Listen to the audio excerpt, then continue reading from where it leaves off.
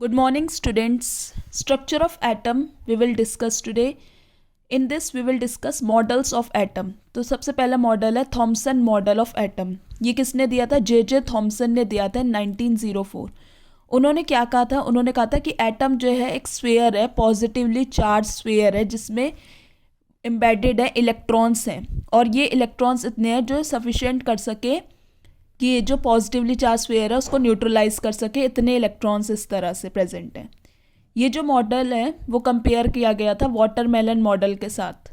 जैसे वाटरमेलन में हम देखते हैं पॉजिटिवली चार्ज स्फीयर होता है ना, जिसमें रेड कलर का पोर्शन होता है और ब्लैक कलर की सीड्स होती है. तो रेड कलर का पोर्शन यानी पॉजिटिवली चार्ज स्फीयर है, और जो सीड्स हैं उसको क्या कहा गया है? इलेक्ट्रॉन्स. तो ये लेकिन ये जो मॉडल है वो फेल हो गया था क्योंकि ये स्टेबिलिटी ऑफ द एटम के बारे में नहीं बता पाया था. ये was able to explain the overall neutrality of the atom but could not explain the stability of the atom. तो ये फेल हो गया था.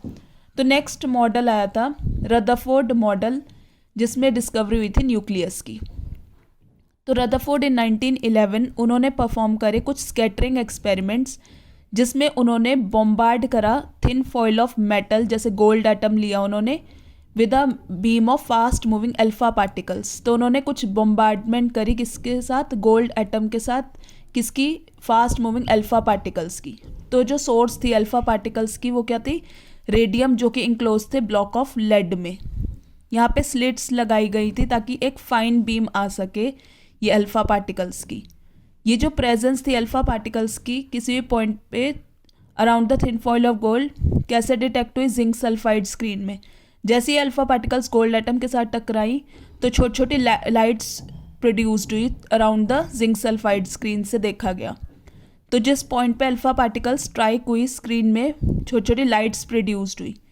तो ऑब्जर्वेशंस क्या हुई कि most of the alpha particles pass through the foil without undergoing any deflection, यानी कुछ जो अल्फा पार्टिकल्स है वो सीधी चली गई, उनमें कोई डिफ्लेक्शन शो नहीं हुआ. डिफ्लेक्शन का क्या मतलब है? रिपल्शन की.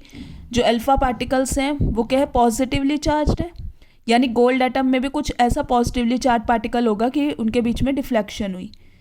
Few alpha particles underwent deflection through small angles, और कुछ ने डिफ्लेक्शन शो करी through angle greater than 90 degree. तो observations that some of the alpha particles are deflected through small and large angles. इससे क्या पता चला कि कुछ पॉजिटिवली चार्ज स्फीयर चार्ज है सेंटर में एटम के, जो कि रिपेल करेगा पॉजिटिवली चार्ज अल्फा पार्टिकल्स से, और वो डिफ्लेक्ट होंगे from their original path. Observation that a very few alpha particles completely rebound on heating the gold foil. इससे क्या पता चला कि न्यूक्लियस डेंस है और हार्ड है, और ये अलाउ नहीं करेंगे अल्फा पार्टिकल्स को टू पास थ्रू इट. तो कंक्लूजन्स हमें क्या पता चले इससे वो हम देखते हैं. Since most of the alpha particles pass through the foil, कि जो अल्फा पार्टिकल सीधी चली गई, कोई डिफ्लेक्शन शो नहीं हुआ, इसका मतलब हमें ये पता चला कि कुछ खाली जगह है एटम के अंदर. और फ्यू अल्फा पार्टिकल्स डिफ्लेक्ट हुई through small and angle and, और अल्फा पार्टिकल्स क्या है? पॉजिटिवली चार्ज पार्टिकल है, यानी अंदर पॉजिटिवली चार्ज बॉडी होगी एटम के. Since some alpha particles are deflected back, और अल्फा पार्टिकल्स क्या है? हैवीली चार्ज पार्टिकल्स हैं, और ये तभी डिफ्लेक्ट होंगी जब कुछ हैवियर बॉडी होगी इनसाइड द एटम.